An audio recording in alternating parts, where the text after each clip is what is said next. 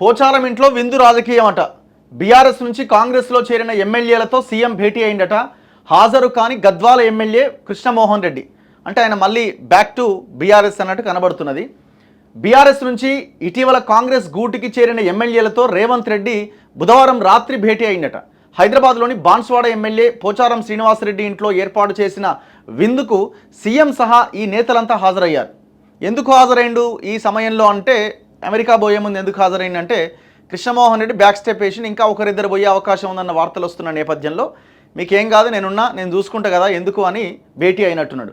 మొత్తానికైతే మనకు లేదు అంటే బై ఎలక్షన్లకి సిద్ధం అవ్వండి అని కూడా ఏమైనా చెప్తే చెప్పు ఉండాలి. ఎందుకంటే అవకాశం ఏం కనిపిస్తలేదు, మరి చూడాలి.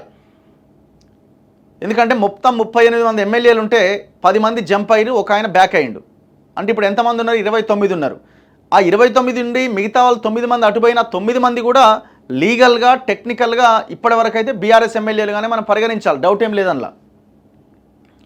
సో ఇప్పుడు ఆ 9 మంది ఎవరైతే ఉన్నారో, ముఖ్యంగా దానం నాగేందర్, ఆయన ఏకంగా పార్టీ ఎమ్మెల్యేగా ఉండి బీఆర్ఎస్ ఎమ్మెల్యేగా ఉండి కాంగ్రెస్లోకి పోయి ఆ పార్టీ టికెట్ మీదే పోటీ చేసిండు. సేమ్ ఈక్వేషన్ ఢిల్లీలో జరిగినప్పుడు ఆ ఎమ్మెల్యే మీద వేటు పడ్డది. మరి ఇక్కడ కూడా వేటు పడే అవకాశాలు ఎంతవరకు ఉన్నాయి? కేసు ఆల్రెడీ నడుస్తున్నది.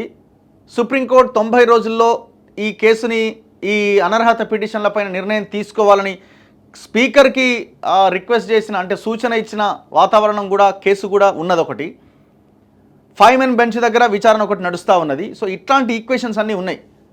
ఈ పరిస్థితుల్లో ఒకవేళ సుప్రీంకోర్టు చెప్పి స్పీకర్ నిర్ణయం తీసుకోవాలి అని అంటే స్పీకర్ నిర్ణయం తీసుకోవాల్సిన పరిస్థితి వస్తుంది. రెండోది, ఎలక్షన్ జరగకుండా ఉండాలంటే 4.5 సంవత్సరాలు సుప్రీంకోర్టు నిర్ణయం కాదని స్పీకర్ తన విచక్షణాధికారాన్ని ఉపయోగించి పొడిగించాలి, అంటే జరుపుతూ పోవాలి. ఎంతవరకు సాధ్యం అది? అది కష్టమే.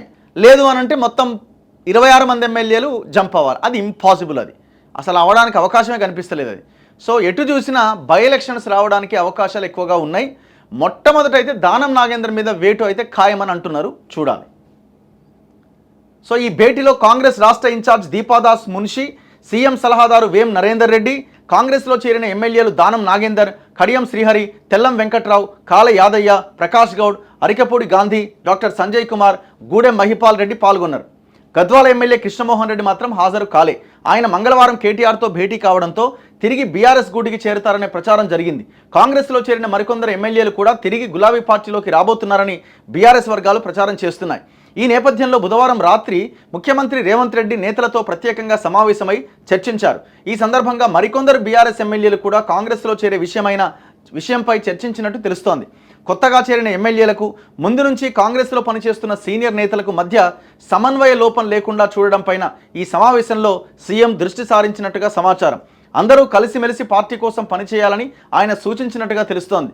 కష్టపడి పనిచేసిన వారికి ప్రభుత్వంలో తగిన గుర్తింపు ఇస్తామని సీఎం హామీ ఇచ్చినట్లు సమాచారం అట.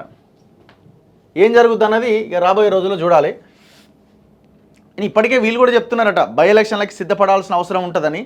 అందుకే 2-3 ఎమ్మెల్యేలు అమ్మో బై ఎలక్షన్ వస్తే మళ్ళీ గెలవమా అని చెప్పి బ్యాక్ అవుదామని ప్రయత్నం చేస్తున్నారట. ఒకవేళ బ్యాక్ అయితే పదవన్నట్లు ఉంటుంది. ఇక మళ్ళీ పోటీ చేసి మళ్ళీ ఖర్చు పెట్టి ఇక మళ్ళీ లెక్క వేరే కదా.